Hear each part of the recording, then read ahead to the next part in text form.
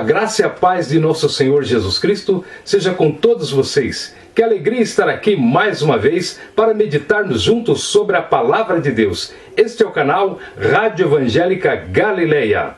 Hoje estudaremos a lição de número 5, Jesus Cristo e esse crucificado. Mensagem do apóstolo. Tema do trimestre, o apóstolo Paulo, lições da vida e ministério do apóstolo dos gentios para a Igreja de Cristo. Comentarista, pastor Helenay Cabral. Eu sou o pastor Osmar Pratas da Assembleia de Deus do Belém, aqui em São Paulo. Os meus pastores são pastor José Wellington Bezerra da Costa, pastor José Wellington Júnior e o pastor na igreja em que congrego, Assembleia de Deus de Vila Fátima, em São Paulo, na direção do pastor Leslie Marinhos. Sou professor da Escola Bíblica Dominical e professor de Teologia voluntário do Núcleo de Teologia da FAESP, Faculdade Evangélica de São Paulo. Hoje falaremos sobre a centralidade da pregação do apóstolo Paulo. Também falaremos sobre as expressões chaves na doutrina de Paulo. E também o que é o Evangelho. Aprenderemos sobre os efeitos da mensagem da cruz, também a mensagem da cruz e, no final, as 14 qualidades do pregador. Te convido a se inscrever no canal, a deixar o seu clique no gostei, a comentar algo na descrição do vídeo e a compartilhar com a sua igreja. Estas ações ajudam a crescer o canal e você estará ajudando outras pessoas. Deus abençoe e uma ótima aula para você. Nós gravamos vídeos para ajudar os professores da Escola Bíblica Dominical.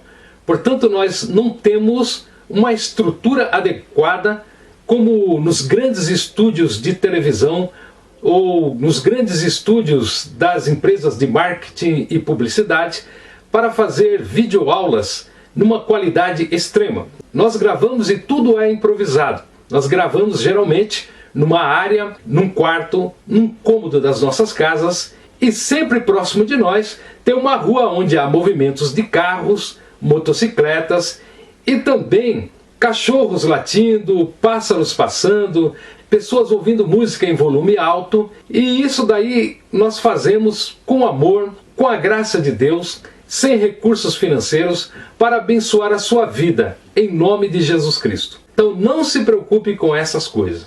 O importante é que Deus seja glorificado na sua vida e na nossa vida. Escola Bíblica Dominical, quarto trimestre de 2021. CPAD Adultos, tema do trimestre, o apóstolo Paulo. Lições da vida e ministério do apóstolo dos gentios para a Igreja de Cristo. A lição é de número 5, Jesus Cristo e este crucificado, mensagem do apóstolo. Texto áureo, mas nós pregamos a Cristo crucificado, que é escândalo para os judeus e loucura para os gregos. 1 Coríntios 1:23, verdade prática.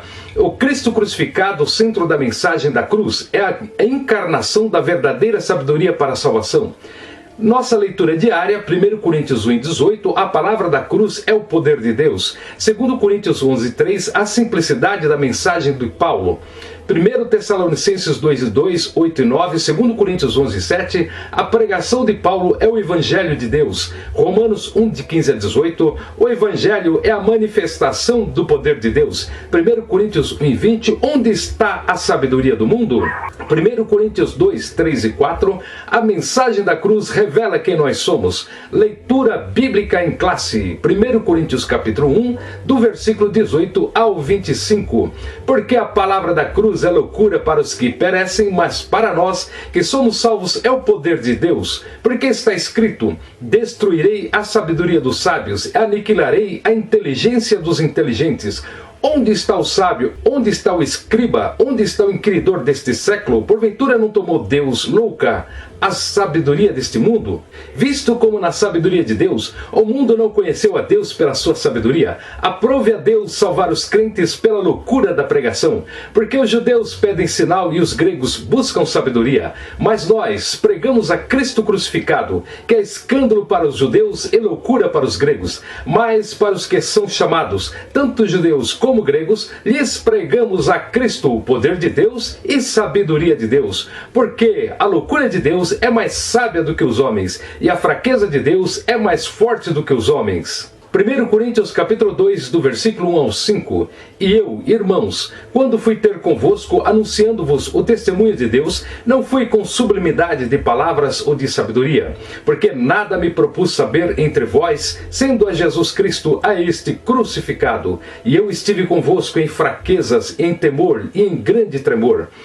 A minha palavra e a minha pregação não consistiram em palavras persuasivas de sabedoria humana, mas em demonstração do Espírito e de poder, para que a vossa fé não se apoiasse em sabedoria dos homens, mas no poder de Deus. Glória a Deus pela sua palavra que dura para sempre. A introdução da nossa aula começa o seguinte: Paulo descobriu a verdade sobre Cristo crucificado e ressurreto, e por isso a sua missão de vida foi pregar aos judeus e aos gentios. O Cristo crucificado era o Salvador prometido nas profecias dos antigos profetas de Israel. Assim, o crucificado foi a sua mensagem central. Para ressaltar essa centralidade, devemos prestar atenção nas expressões que se destacam em suas cartas: Evangelho de Cristo, Cristo crucificado e Cristo ressurreto. Nesta lição veremos o quanto a mensagem da cruz traz impacto à nossa vida espiritual e pessoal. Louvado seja o santo nome do Senhor. Vamos ao primeiro tópico da nossa lição: a centralidade da pregação de Paulo. De acordo com o pastor Elianai Cabral, o mistério da pregação e o Cristo crucificado. Sem menosprezar os demais escritores do Novo Testamento, indiscutivelmente, o apóstolo Paulo foi o maior teólogo cristão e doutrinador do cristianismo. As suas cartas, baseadas na fidelidade aos ensinos de Cristo, lançaram os fundamentos das doutrinas cristãs. Embora Paulo não tenha convivido fisicamente com Jesus, ele recebeu toda a revelação do próprio Cristo, conforme nós vemos em Gálatas capítulo 1, versículo 12. Para pregar o Evangelho sem se opor aos ensinos dos outros apóstolos, por intermédio desse ministério, judeus e gregos, orgulhosos da sua religiosidade e conhecimento, descobriram que a manifestação da sabedoria de Deus ao mundo é o Cristo crucificado. Por isso, judeus e gentios são chamados por Deus para ver no crucificado o único meio de salvação e de verdadeira sabedoria, conforme podemos ler em 1 Coríntios capítulo 1, versículo 24. A palavra da cruz é a loucura da pregação. Em uma das cartas de Paulo, lemos: porque a palavra da cruz é loucura. 1 Coríntios 1:18. Havia uma mentalidade na época paulina em que a palavra da cruz era uma afronta aos religiosos e filósofos. Por exemplo, acredita-se que uma execução romana não podia ser um instrumento pelo qual a salvação de pecadores fosse consumada. Era uma tolice para eles. Nesse sentido, a cruz de Cristo não produziu atração, mas rejeição, pois era um instrumento de suplício e de morte. Para os judeus e gregos, a cruz era considerada loucura porque chocava a sabedoria humana. Enquanto os judeus queriam sinais físicos, milagres visíveis, os gregos desejavam argumentos filosóficos que mostrassem a lógica da mensagem. Assim, o conteúdo da mensagem de Paulo gerava escândalo para os judeus, pois a cruz não era um espetáculo suntuoso e, ao mesmo tempo, contrariava a retórica erudita dos filósofos gregos por causa da sua simplicidade, como você pode ver em 2 Coríntios capítulo 11 e versículo 3. Entretanto, embora simples, a mensagem de Paulo era poderosa em Deus. A palavra da cruz preenche as necessidades da alma humana, enquanto a sabedoria humana não o faz. O Evangelho é poderoso para salvar o homem que crê. Logo, para os que perecem, a palavra da cruz é loucura, mas para nós, os cristãos, é o poder de Deus para salvar o ser humano. Bendito seja o nome santo de nosso Senhor e Salvador Jesus Cristo. O princípio da pregação cristocêntrica. Conforme nos ensina o pastor Gilbal Gonçalves, um dos princípios elementares da hermenêutica histórica gramatical é de que toda pregação fiel é cristocêntrica. Em 1 Coríntios capítulo 2 e versículo 2, Paulo escreveu: porque decidi nada saber entre vós, senão a Jesus Cristo e este crucificado. O apóstolo Paulo apresentava Cristo em todas as suas pregações. Ele não forçava e nem adulterava o texto para pregar Cristo, mas o fazia porque o Senhor é encontrado, direta ou indiretamente, em toda a Bíblia. O centro das Escrituras é Cristo e seu sacrifício. Todo o desenvolvimento da revelação se deu mediante este centro, Jesus Cristo. A essência dessa pregação cristocêntrica pode ser extraída das próprias palavras de Cristo. Ninguém conhece o Filho senão o Pai, e ninguém conhece o Pai senão o Filho, e aquele a quem o Filho o quiser revelar. Texto escrito em Mateus 11, 27. Pregação cristocêntrica não diz respeito a um método meramente, mas a uma interpretação correta, centrada em Deus e não no homem. E para se interpretar corretamente o texto inspirado, cristocentricamente, é necessário que se recorra ao Espírito de Deus naturalmente. A ausência desse tipo de pregação em boa parte dos púlpitos das nossas igrejas se dá porque muitos pregadores hoje não assumem o compromisso de confrontar o pecado através das Escrituras Sagradas. Ao contrário, se preocupam mais com os resultados visíveis, com o que agrada as pessoas, a se pregar o que é necessário para uma genuína transformação de conduta.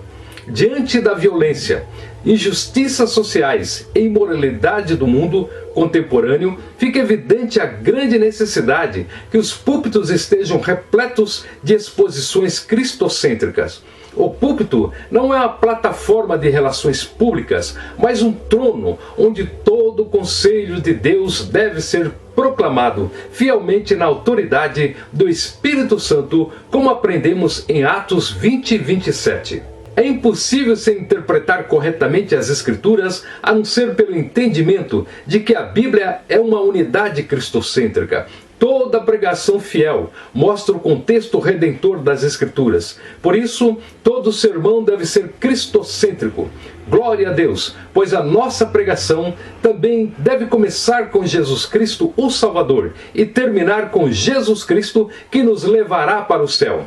Jesus Cristo salva, Jesus Cristo cura, Jesus Cristo batiza com o Espírito Santo e Jesus Cristo leva para o céu.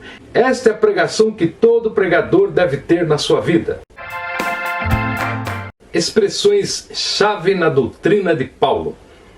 Continuemos agora com a nossa lição, de acordo com o pastor Helenay Cabral. Há algumas expressões de grande importância no ministério de pregação do apóstolo Paulo. Evangelho de Cristo, Cristo crucificado e Cristo ressurreto. Vejamos a primeira expressão, Evangelho de Cristo. Além de aparecer nos 4 evangelhos, Mateus, Marcos, Lucas e João, a palavra evangelho também aparece nas cartas de Paulo. Evangelho de Cristo, conforme Romanos 1,16. Das 76 ocorrências dessa palavra no Novo Testamento, 54 vezes a encontramos nas cartas paulinas. Por isso podemos dizer que ela é central para a doutrina ensinada pelo apóstolo. No Novo Testamento, a palavra grega para evangelho é evangelion. O prefixo ev é uma forma da palavra que significa bom, bem e feito. Assim, a palavra evangelho significa boa nova, boa notícia que se leva às pessoas. Nosso Senhor ordenou que fosse levada a boa nova da sua doutrina a toda criatura, como vemos em Marcos 16 e 15. Paulo fez assim e não por acaso identificava a sua pregação como o Evangelho de Deus. Você poderá ler em sua Bíblia nos seguintes versículos: 1 Tessalonicenses 2:2, 8 e 9. O seu evangelho era a manifestação do poder de Deus, conforme Romanos 1:16 e 17. É um poder divino e dinâmico que atua de maneira imediata na vida do pecador. A segunda expressão, Cristo crucificado. Em Gálatas 3 e 1, Paulo escreve: não foi diante dos olhos de vocês que Jesus Cristo foi exposto como crucificado? A palavra da cruz, na lógica paulina, é o tema dominante na mensagem do Evangelho. Se o mundo julgava como loucura a mensagem do Messias crucificado, o apóstolo afirmava que a mensagem era a mais sublime demonstração da sabedoria de Deus. Ora, a cruz traz uma ideia de fraqueza ou loucura a quem não crê, mas poder e sabedoria de Deus para os que creem no Senhor. Esse contraste entre sabedoria e loucura está presente na mensagem de Paulo quando lemos em 1 Coríntios 2:6: os homens não conseguem alcançar a sabedoria divina, pois estão escravos do pecado e por isso para eles essa sabedoria é loucura. Por isso que o Evangelho não foi anunciado por mera sabedoria humana, mas apresentado por meio de Jesus Cristo, o crucificado. Como lemos em 1 Coríntios, capítulo 2 e versículo 2, não podemos deixar de pregar o Cristo crucificado. O tema da expiação dos pecados deve ser mais pregado e ensinado em nossas igrejas. A terceira expressão é Cristo ressurreto. Não há importância na morte de Cristo se Deus não o tivesse ressuscitado. Sem a ressurreição, a cruz não teria sentido. Em vão seria a nossa pregação sobre a morte de Jesus Cristo, como escrita em 1 Coríntios 15:14. Por isso, o apóstolo descreve de maneira sublime: Cristo morreu por nossos pecados, segundo as Escrituras, foi sepultado e ressuscitou ao terceiro dia, segundo as Escrituras, como lemos em 1 Coríntios 15, 3 e 4. A ressurreição de Cristo é reafirmada pelo apóstolo. Ela completou a obra da salvação, consumando a nossa libertação do domínio do pecado e a nossa justificação diante do Senhor. Logo, a relação entre a cruz e o túmulo vazio de Jesus expressa o real significado da cruz. Ora, a crucificação e a ressurreição formam uma unidade. Portanto, nosso Senhor é proclamado como crucificado e, ao mesmo tempo, o ressurreto. Graças a Deus pela ressurreição de Cristo, porque Ele ressuscitou e nós também seremos ressuscitados. Glórias a Deus. Afinal de contas, o que é o Evangelho que tanto pregamos? Artigo do site biblia.com.br. O que é o Evangelho? O que significa o Evangelho? O que é o Evangelho de Jesus Cristo? Desde a queda do homem no Jardim do Éden, um plano de resgate estabelecido no princípio foi revelado à humanidade. Ao comerem do fruto da árvore do conhecimento do bem e do mal, Adão e Eva tornaram-se pecadores por natureza, sem nenhuma condição de autojustificação ou redenção do seu erro. O ser humano estava condenado à morte por causa da sua rebelião contra Deus. Mas Deus não abandonou os seus filhos. Ainda no Éden, em meio à explicação da dura realidade que Adão e Eva e todos os seus descendentes teriam que viver, o Pai anunciou a razão pela qual eles não seriam destruídos, porém inimizade entre ti e a mulher, entre a tua descendência e o seu descendente. Este te ferirá a cabeça, e tu lhe ferirás o calcanhar, como lemos em Gênesis 3:15. O que Deus revelou a Adão e Eva em sua maldição contra a serpente trata de uma realidade mais abrangente do que apenas uma maldição sobre um animal, no caso a serpente. Deus disse que o descendente da mulher, o Messias, seria ferido pelo diabo, mas no final ele esmagaria a cabeça do inimigo, conquistando a vitória final sobre o pecado. Ao longo da história, o plano da salvação foi sendo revelado aos homens pelos seus servos, os profetas, de acordo com Hebreus capítulo 1, versículo 1, até que na plenitude dos tempos, como nos diz Gálatas 4, de 1 a 5, Jesus veio tirar-nos da condenação da lei, ratificando o direito do ser humano à vida eterna mediante a sua graça, justiça e perdão. Diante da condição inerente de pecado do ser humano, Deus anunciou ao longo da história que Ele enviaria o seu ungido para salvar o seu povo dos seus pecados.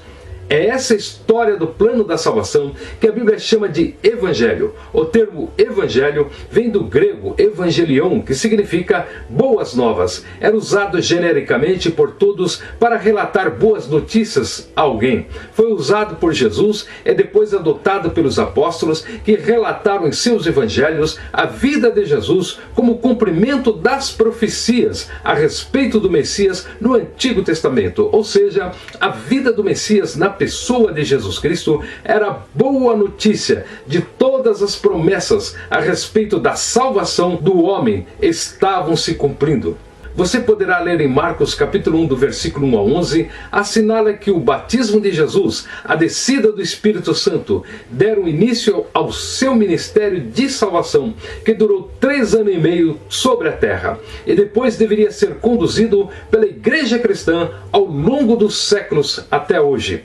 Antes da manifestação de Jesus, cada animal sacrificado a Deus pelos patriarcas e posteriormente no santuário israelita era um símbolo evangélico que apontava para o perfeito e suficiente sacrifício substitutivo de Jesus. A transgressão da lei de Deus resultou em condenação do transgressor e o preço exigido é a morte eterna, conforme Romanos 6:23. Assim, toda alma que pecasse deveria morrer fisicamente, como já acontece a todo ser humano, e também deveria sofrer a morte eterna, a morte espiritual, no inferno e lago de fogo. Porém, Cristo assumiu sobre si a responsabilidade pelo pecado e ofereceu-se a si mesmo como sacrifício expiatório, para que todo aquele que nele crê não pereça, mas tenha vida eterna. Como está escrito em João 3:16, sua morte, portanto, era a ratificação da promessa de Deus de resgatar e salvar o homem dos seus pecados. Como resultado da sua vida perfeita, de seu sacrifício expiatório e ressurreição, hoje ele oferece gratuitamente sua perfeita justiça ao pecador. A única condição para se receber tal justiça é ter fé em Jesus Cristo, crer que ele morreu pelos nossos pecados. Continuamente consagrados a Jesus, somos moldados pelo Espírito Santo e transformados à imagem de Deus, como disse o apóstolo Paulo em 2 Coríntios 3:18, para viver uma vida de amor, santidade e obediência aos seus mandamentos. O mesmo apóstolo Paulo resumiu este pensamento em Tito 2, de 11 a 14. Porquanto a graça de Deus se manifestou salvador a todos os homens, educando-nos para que, renegadas a impiedade e as paixões mundanas, vivamos no presente século sensata, justa e piedosamente, aguardando a bendita esperança e a manifestação da glória do nosso grande Deus e Salvador Jesus Cristo, o qual a si mesmo se deu por nós, a fim de remir-nos de toda iniquidade e purificar para si mesmo um povo exclusivamente seu, zeloso de boas obras. Tito, capítulo 2, do versículo 11 ao 14. Viver o Evangelho é crer no sacrifício expiatório de Cristo, ter a consciência do perdão e depender totalmente de Deus e de sua provisão para nos salvar. O resultado da salvação são os frutos da graça, dom de Deus, amor, justiça e obediência às suas leis, como você depois poderá ler em Gálatas 5:22, João 14:15, Efésios 2, de 8 a 10. Se em algum momento da caminhada cristã houver um afastamento de Deus e da sua palavra, é urgente voltar-se para Deus com fé e arrependimento, tendo a certeza de que podemos nos achegar confiadamente ao trono da graça, a fim de recebermos misericórdia e acharmos graça para socorro em ocasião oportuna, de acordo com o que lemos em Hebreus 4:16. O termo Evangelho foi adotado pelos apóstolos como anúncio ao mundo sobre as suas novas de salvação em Jesus. Essa mensagem deve ser comunicada sem distorção, como vemos em 2 Coríntios 4:2. Jesus ordenou aos seus seguidores que o Evangelho fosse pregado a todo o mundo. Isso está registrado em Mateus 28, versículos 19 e 20, e também capítulo 24 e 14. Pregar o Evangelho faz bem para o mundo sofredor, por levar a salvação a quem está perdido, mas também faz bem a quem prega, pois o torna mais forte e resistente contra o pecado, ao mesmo tempo que reafirma diariamente a salvação em Cristo Jesus. Não podemos cair no erro de achar que, uma vez salvos por Cristo, estamos salvos para sempre. Por isso devemos buscar a Deus diariamente e reconsagrar a nossa vida a Ele. É importante estarmos de olhos abertos para não abandonarmos o privilégio que o Evangelho nos concede, porque se vivemos deliberadamente em pecado, depois de termos recebido o pleno conhecimento da verdade, já não resta sacrifício pelos pecados. Pelo contrário, certa expectação horrível de juízo e fogo vingador prestes a consumir os adversários. Horrível coisa é cair nas mãos do Deus vivo. Estas citações bíblicas encontram-se em Hebreus capítulo 10, versículos 26, 27 e 31. Em suma, o Evangelho é o poder de Deus para a salvação de todo aquele que crê, de acordo com Romanos 1:16. Que tal viver a alegria incomparável de servir a Jesus Cristo? Que o Espírito Santo plante a semente da salvação, que o Espírito Santo plante a semente da missão e evangelização no seu coração, para no futuro dar muitos frutos para a glória de Deus. Voltamos à nossa lição bíblica no subsídio teológico. De acordo com a Bíblia de Estudo, Aplicação Pessoal, Paulo não se envergonhava porque pregava sobre as boas novas a respeito de Cristo, uma mensagem de salvação que tem o poder de transformar vidas e é destinada a todos, sem exceção. Quando você sentir-se constrangido, lembre-se do significado das boas novas. Se fixar sua atenção somente em Deus e naquilo que Ele está fazendo, não em sua inaptidão, você não sentirá vergonha de anunciar o Evangelho. As boas novas revelam como Deus foi justo em seu plano para nos salvar e como podemos estar prontos e adequados para a vida eterna. Ao confiar em Cristo, nosso relacionamento com Deus torna-se perfeito. A cruz de Cristo está cheia de poder de Deus, porque foi o meio pelo qual Jesus realizou a nossa salvação, quando derramou o seu sangue e morreu por nós. Tentar explicar a cruz ou deduzir a sua importância em termos de sabedoria e filosofia humanas implicará furtá-la do seu poder, ou seja, da sua capacidade de transformar os pecadores em santos. É exatamente isso que os teólogos liberais estão fazendo hoje. Glória a Deus, porque Jesus Cristo é o Alfa e o Ômega, o princípio e o fim. Por isso o Evangelho de Cristo é a razão da nossa salvação. A mensagem da cruz, de acordo com o pastor Len Campbell.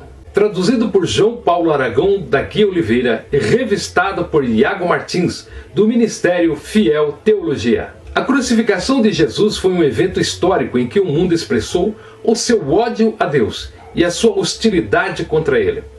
Foi o símbolo definitivo, não só da maldade do pecado, como também da ganância do coração humano. Tirar a vida do Senhor da glória foi o grito supremo de eu quero do mundo, querendo fazer a sua própria vontade e longe de Deus. No entanto, a cruz se encontra no cerne, no centro do Evangelho. Não por causa do que ela nos diz sobre o pecado, mas por causa do que ela nos diz sobre a graça de Deus. A misericórdia que fornece um remédio para o pecado e o amor que garante a eficácia desse remédio. A cruz é uma boa notícia não por causa do que nós tiramos de Deus, mas por causa do que Deus nos deu, o presente da salvação, o galardão dos salvos por Cristo. A natureza desse presente da salvação. A cruz foi o Deus Pai doando o Deus Filho para a salvação do mundo. Essa é a distinção introduzida em João 3,16. O Deus que amou o mundo é o Deus que deu o presente da salvação. E aquele que foi dado foi seu Filho unigênito. No entanto, João introduz o seu relato do Evangelho para nós com a afirmação de que o Filho, ainda que seja distinto do Pai, não é distinto de Deus. Antes, ele é identificado como Deus. Dizer que o Pai deu seu Filho por nós é falar sobre uma pessoa, de dar outra pessoas. Mas também é afirmar que, em um sentido último, Deus deu o seu Filho. É com o seu próprio sangue que Deus resgatou a igreja, como aprendemos em Atos 20 e 28. Apenas esse fato já deve colocar a cruz no mais alto relevo. No Calvário, o mundo se pôs diante de Deus e disse: eis o quanto te odiamos. E no Calvário, Deus se pôs diante do mundo e disse: eis o quanto eu te amo. O planejamento do presente da salvação. A cruz não foi um acidente, ela foi planejada por Deus antes da fundação do mundo. Quando Deus apresentou o seu herói, o descendente da mulher, como aquele que seria vitorioso sobre o pecado e sobre Satanás, esse não era o plano B. Esta foi a primeira indicação na história de que, por trás da história, havia um propósito de salvação, já decretado em que o Filho de Deus seria dado como o Salvador dos pecadores. O primeiro anúncio da promessa em Gênesis 3:15 define a cruz em um tríplice contexto. Em primeiro lugar, o presente de um Salvador foi necessário devido à violação do pacto de obras entre Deus e o homem. Em segundo lugar, o presente foi preparado num pacto intratrinitário de redenção, pelo Pai, o Filho e o Espírito Santo. E em terceiro lugar, O presente seria dado através de um pacto de graça, administrado na história da salvação da humanidade. Por essa razão, ao longo de todo o Antigo Testamento, o já formulado, mas ainda não realizado presente de um Salvador é indicado de várias maneiras e em momentos diferentes. Deus proverá um cordeiro, diz Abraão em Gênesis capítulo 22 e versículo 8. A virgem conceberá e dará à luz um filho, diz o profeta em Isaías capítulo 7. Suscitarei para eles um só pastor, meu servo Davi. Deus diz em Ezequiel 34 e 23, prometendo a vinda do pastor real, que seria da descendência de Davi e que daria sua vida pelas ovelhas. A entrega desse presente da salvação. E no devido tempo Jesus veio, mas o Novo Testamento é muito cuidadoso para destacar o caráter da sua vinda como uma dádiva. Vindo, porém, à plenitude do tempo. Paulo escreve em Gálatas 4:4, Deus enviou seu Filho nascido de mulher, nascido sob a lei. Nós tínhamos sido expulsos do paraíso. Por isso Deus enviou o seu Filho fora do paraíso, num mundo dominado pelo Império Romano, momento em que a terra estava distante do céu, para aproximar o homem a Deus. Quando Isaías declarou que um menino nos nasceu, um filho se nos deu, escrito em Isaías 9:6, o cumprimento final das suas palavras chegou, quando o Filho de Deus se encarnou como um de nós. Dessa forma, em última análise, esse Filho foi dado para a morte. O Pai não o poupou, mas entregou-o por todos nós, como lemos em Romanos 8:32. Foi o mais caro de todos os presentes. Deus se fez pobre por amor de nós, para que pela sua pobreza vos tornasseis ricos. Riqueza que se refere aos valores espirituais, conforme 2 Coríntios 8:9. Deus, na fraqueza da carne humana, conquistou por nós o que não podíamos conseguir em nossa própria força, como lemos em 1 Coríntios 1:25. A cruz era o presente de amor definitivo, o propósito desse presente da salvação. Se João tivesse nos dito que Deus amou seu Filho de tal maneira que lhe deu o mundo, não nos causaria nenhuma surpresa. A surpresa vem na direção oposta. Deus deu seu Filho de tanto que amou o mundo. E a razão pela qual ele deu foi para que o mundo seja salvo, ao receber o presente da salvação. Quão excepcionalmente sábio, quão excepcionalmente simples, ainda assim, quão excepcionalmente difícil para o duro coração do homem agradecer a Deus pelo que Paulo chama de seu dom inefável, como escreveu em 2 Coríntios 9:15. Glória a Deus! Voltando ao nosso estudo da lição, vamos ver agora o subsídio teológico, de acordo com o pastor Stanley Horton, os problemas da igreja e as suas soluções. A cruz de Cristo está cheia de poder de Deus, porque foi o meio pelo qual Jesus realizou a nossa salvação, quando derramou seu sangue e morreu por nós. Tentar explicar a cruz ou deduzir a sua importância em termos de sabedoria e filosofia humanas implicaria furtá-la do seu poder, ou seja, da sua capacidade de transformar os pecadores em santos. É exatamente isso que os teólogos liberais estão fazendo hoje. Mas Paulo proclamou o seu poder para salvar, libertar do pecado e de Satanás, curar, restabelecer a comunhão com Deus, e o mesmo devemos fazer. O Espírito Santo tornará reais a cruz e o seu poder para os corações famintos, conforme os Romanos 1:16. Deus sabe que a sabedoria humana não pode conhecê-lo. Em sua sabedoria, agradou-lhe usar a pregação do que o mundo chamou de tolice, a fim de salvar os que creem. A pregação da cruz, junto com a declaração de que o Jesus crucificado e ressuscitado é o Senhor e Salvador. Chegamos à conclusão da nossa lição. A mensagem da igreja é a cruz de Cristo. Essa cruz dá conta do Cristo crucificado e ressurreto. Essa mensagem traz escândalo ao mundo, mas poder para nós. Ela salva, cura e liberta o pecador, ao mesmo tempo que nos revela uma vida de poder de Deus, humildade e dependência do Espírito. A mensagem gloriosa da cruz transforma o homem inteiramente. A seguir falaremos sobre as qualidades dos pregadores e pregadoras que levam essa mensagem da cruz. Deus quer usar muito a você. As qualidades do pregador do Evangelho. Qualidades do pregador da mensagem da cruz. As qualidades do pregador contam muito em seu ministério da pregação. Quais são as qualidades que um pregador precisa ter? Jesus resumiu numa frase todo o segredo do poder de um pregador: o coração. No caso do pregador, o que dá poder e autoridade é o que ele é, não o que ele tem. Por isso que tantas pessoas talentosas não conseguem ir muito longe na pregação do Evangelho. Muitos pregadores fazem treinamento e mais treinamento, cursos de teologia, aprendem técnicas, mas acabam não mudando por dentro.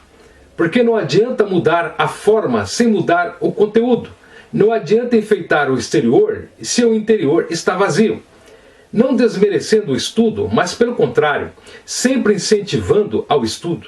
Mas o erro está em usar isso para esconder o mau caráter. E também existem pessoas que desprezam os estudos, não gostam de estudar e acabam caindo no mesmo erro de se descuidar do caráter cristão. Porque pecado não tem nada a ver com a questão de ter estudo ou não ter estudo. Pecado é grave para qualquer um.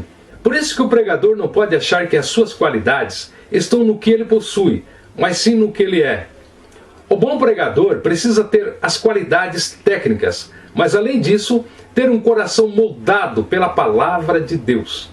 Juntas, essas qualidades darão estrutura para o pregador exercer o ministério da pregação, a pregação da mensagem da cruz. Veremos as 14 qualidades importantes para pregadores e pregadores da mensagem da cruz de Cristo. Primeiro, o caráter. Então vamos falar de uma das qualidades do pregador tão importante que é o caráter. O pregador precisa ser dotado principalmente de qualidades morais, de honestidade, critério e integridade, a fim de que as suas palavras e ações mereçam crédito e possam comunicar com sinceridade à igreja a verdade e o bem. Ninguém quer ouvir um pregador mentiroso e desonesto. Outra qualidade é o entusiasmo. O entusiasmo fala da alegria e prazer de ser servo de Cristo.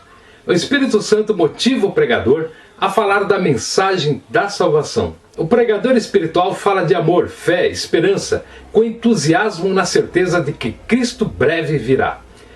Outra qualidade é a determinação. Determinação é a vontade insistente de conseguir o que se pretende. Portanto, resolva falar bem e tire tempo para se preparar até conseguir. Thomas Edison, inventor da lâmpada elétrica, atribuía seu sucesso a 1% de inspiração e 99% de transpiração. É preciso lutar pelo que se deseja. E o pregador também precisa ser determinado pela boa causa do Evangelho. Portanto, se não houver determinação na vida, não vai haver determinação no púlpito. A determinação é uma das qualidades do pregador muito importante. Determinação para orar, determinação para estudar a Bíblia, determinação para proclamar o Evangelho. Outra qualidade é inspiração. Inspiração vem da oração e busca do Espírito Santo. É a forma como o pregador cria ou então recebe a mensagem. No discurso secular, a inspiração é natural, mas na pregação é sobrenatural. No discurso, é uma espécie de luz que brilha com o surgimento de uma mensagem.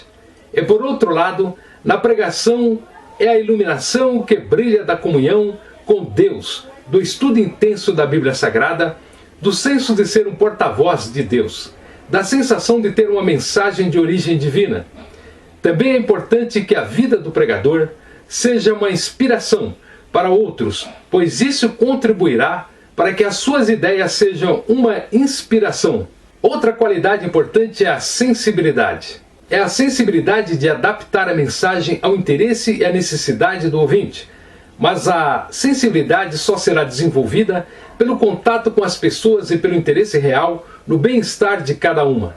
Não se trata de inteligência para decidir o que é melhor para o ouvinte, mas é antes um envolvimento com o ouvinte, uma empatia que faz o pregador sentir o problema das pessoas.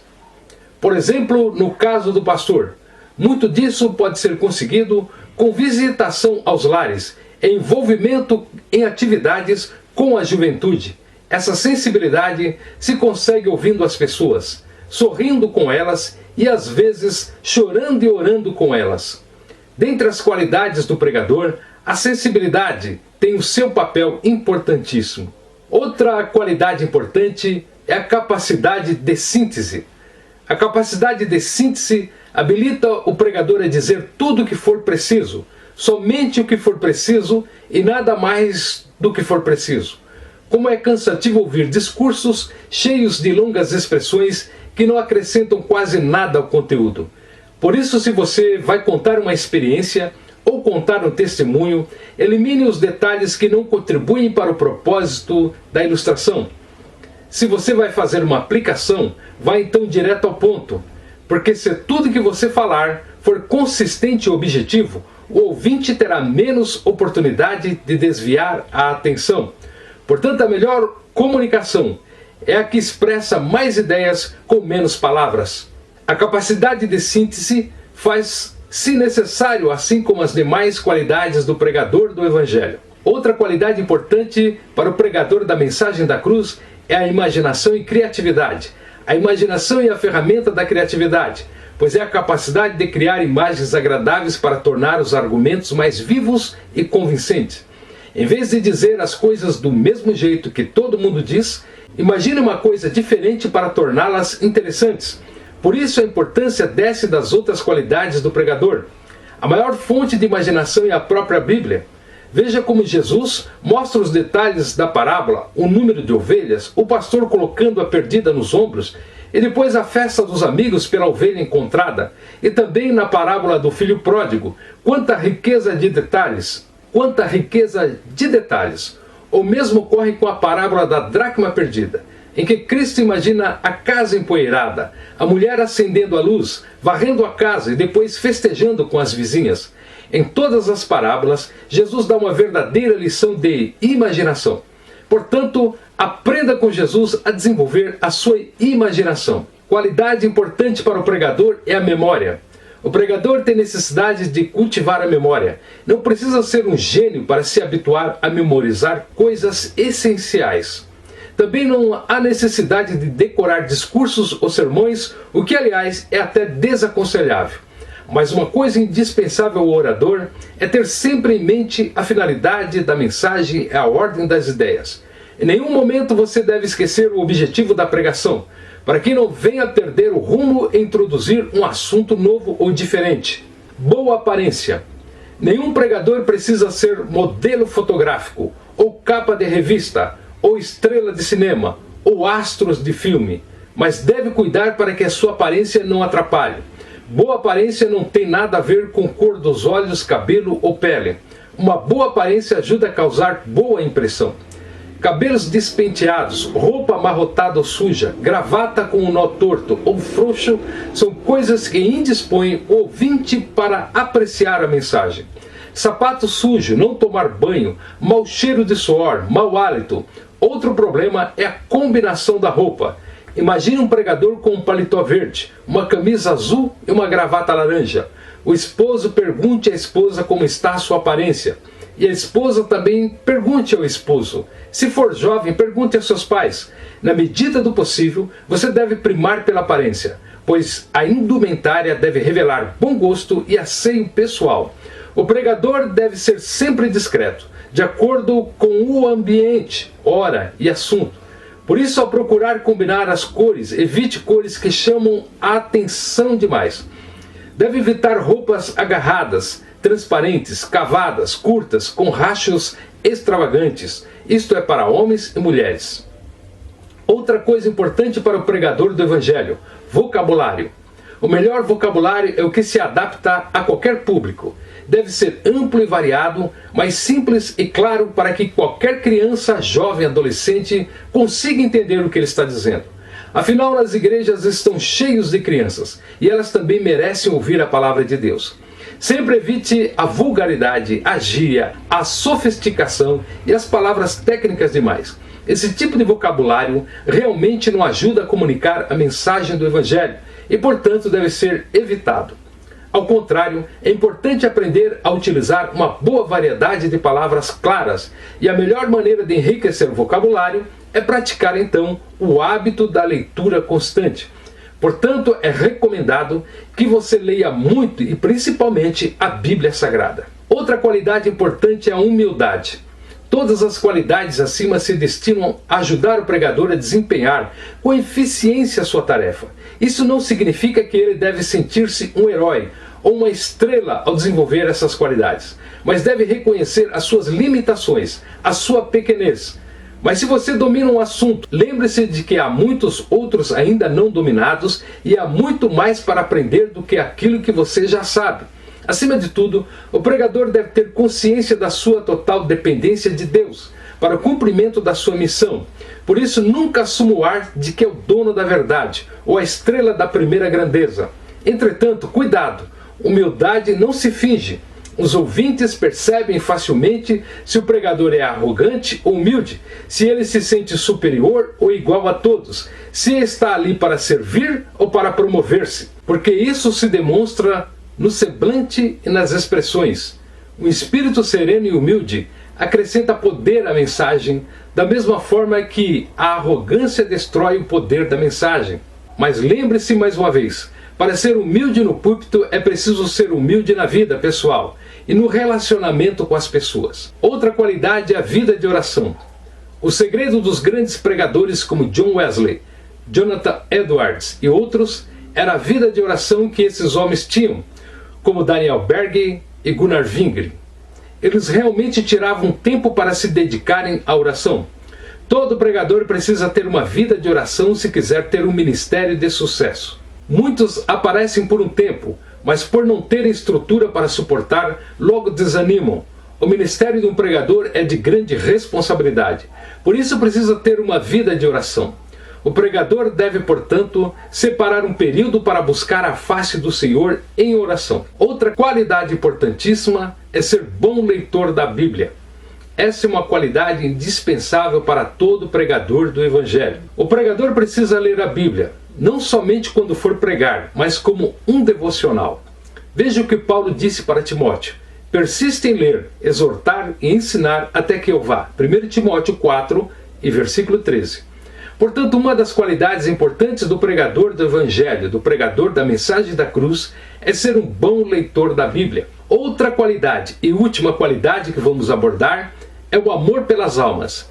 Essa é uma das qualidades que devem ser atribuídas não somente para os missionários, mas para todos aqueles que desejam ganhar almas. E o pregador tem essa importante missão, de ganhar almas através das suas pregações. E para concluir, todas essas qualidades são importantíssimas para um pregador do Evangelho, o pregador da cruz de Cristo. Todas essas qualidades equipam o pregador para ser mais eficiente na apresentação da mensagem. Mas lembre-se de que nenhuma delas substitui o poder do Espírito Santo na vida do pregador. Ao contrário, todas essas qualidades nas mãos de Deus podem ser usadas então para abençoar os ouvintes.